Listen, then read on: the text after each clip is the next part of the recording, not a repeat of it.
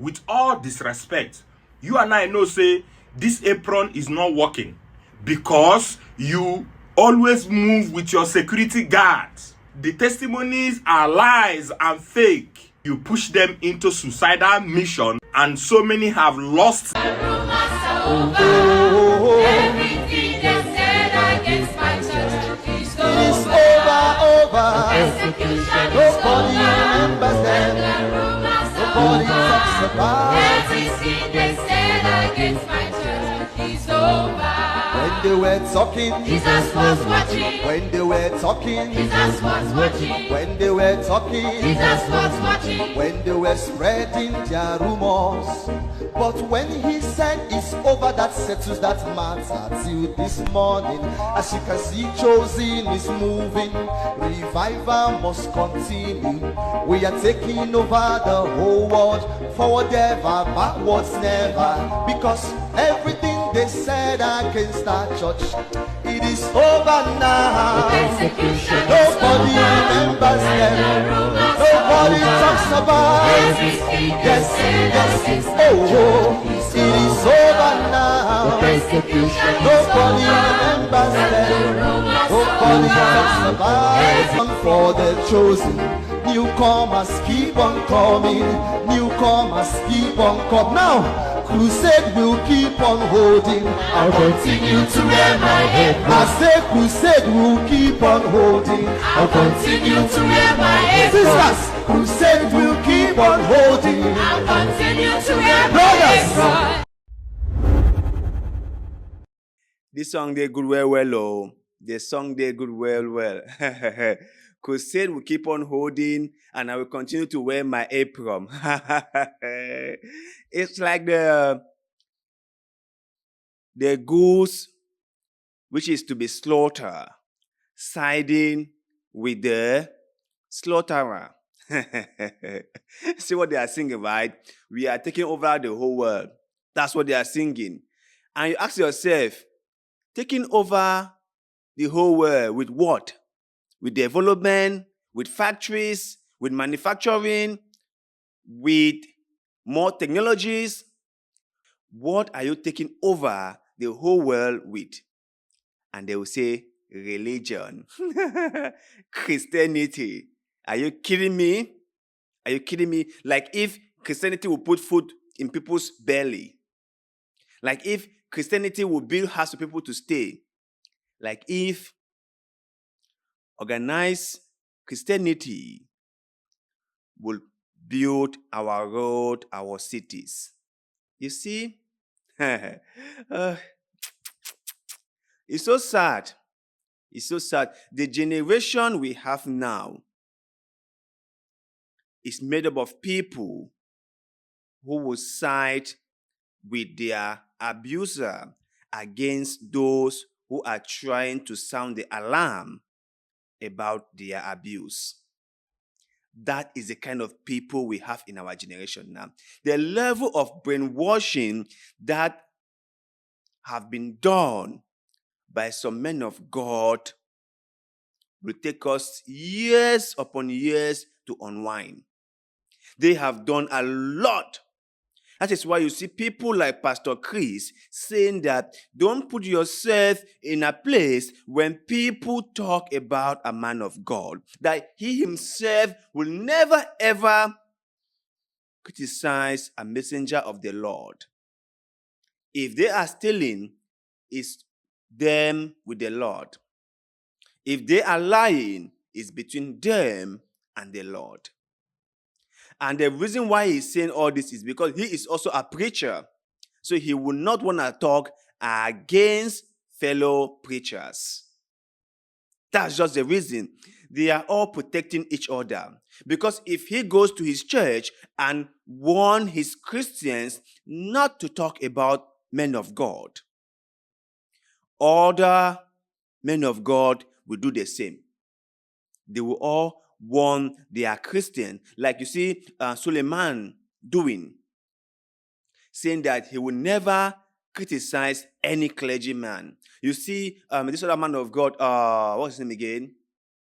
David Obeyome does the same thing. Tell his members, Don't criticize men of God. You see, even this other guy, Jeremiah Omoto, say the same thing. If your brother is a vlogger, tell them to stay away from criticizing men of God. They are all doing the same thing. They are all trying to protect one another. But I want us to watch this video and listen carefully to what the person in this video is saying. We might have an idea of how much destruction the so-called choosing has done to our society. Let us watch. Whilst members of the lemon vest wearing lot choosing are busy collecting guns from kidnappers and armed robbers are shooting at them and it is not entering. Some are even riding on the back of a lion, and then some will tell kidnappers, where are you taking me to? And the kidnappers will return them because they just say, you know, where's the God of my choosing? May I use this opportunity to condole with the families of the CEO of choosing, Pastor Lazarus Muoka, on the demise of his second wife, who I learned died about a year ago and was buried about a week ago.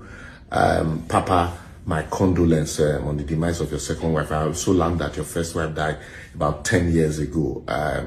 My sincere and heartfelt condolence, Papa. One thing about life is that nobody will come out of it alive. And even though the burial was not announced, but I saw that some politicians and rich men like Obi Kubana came, you know, to condole with you. Even though some people, bishops like us, could not attend. I didn't also see some other fellow bishops there. But my heartfelt condolence to the entire family. But my message today really is the fact that all of this choosing miracle of collecting guns, why is it that it's every time you have choosing that you always have gun? You have choosing, you have guns, you have armed robbers, you have cutlass and the rest. Please, for the others that do not know, these are marketing strategies. They are merely adverts. Please, all this collecting gun from armed robbers and riding on the back of a lion, they are for adverts to draw people.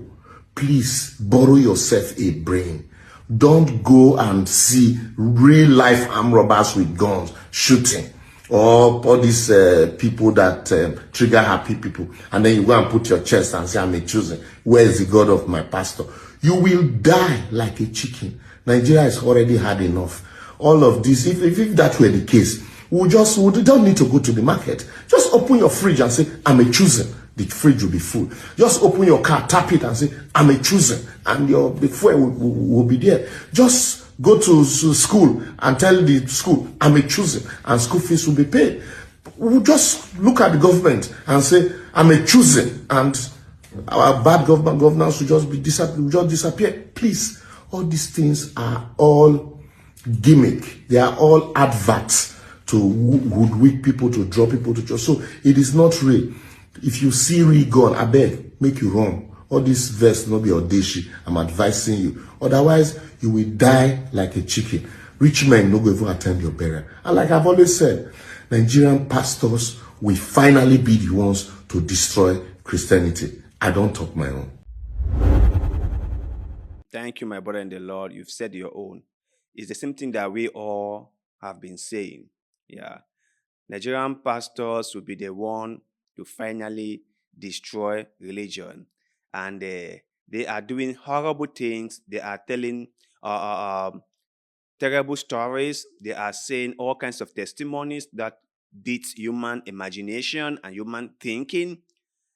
And yet still they blame us for calling them out, for telling us lies. You know, it's so ironical that people will come out to call us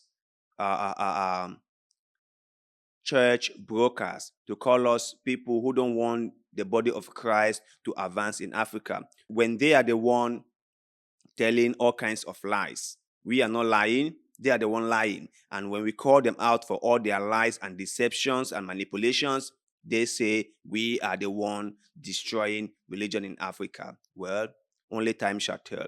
Like what my brother said, like Pastor Lazarus Muoka just buried his second wife, and it's really sad. I don't want to make lightly of this incident because losing a loved one is something very, very serious. But I would just say this: if he is claiming, because there's a video, he said that they have raised the dead, they have walked the lame, they have done this. In fact, they prayed on a dwarf, and the dwarf grew up. I was like, Lord have mercy. Lord have mercy. Lord have mercy. If the God of chosen could do all these things, then how come Nigeria is still as broken as it is? If the God of chosen could perform all this miracle that the Pastor Lazarus Muoka wants us to believe God can do, why are we still suffering from bad governance? Why we don't have a road? That are questions everyone should be asking themselves. But you know what? Let me ask this to Pastor Lazarus himself. I don't want to make likely the passing away of your wife. But if you could perform all those miracles, or better still, if God through you could perform all the miracles that he has been performing, collecting guns from armed robbers, why did God not raise your wife from the dead? I don't want people to say I'm mocking someone who lost their loved one. No, I'm just asking the question. If Pastor Lazarus could come on air and said that they have brought back someone from the dead, they have prayed on a dwarf and that person grew taller, they have walked the lame, then it's only but normal that I should ask this question.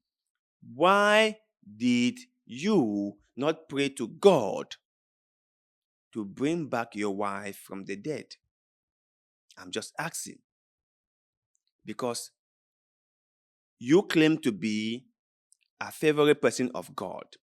You claim to be God's own chosen. And if you're someone's chosen, I think that person will do anything that benefits you.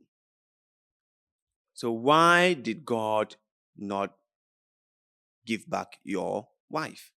Why did God make your wife sick? Or why did God make your wife pass away?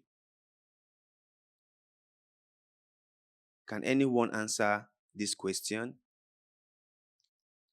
Listen, my brothers and sisters, while we are waiting for choosing to answer us why that the GO had to lost his wife, I would say this to you guys out there.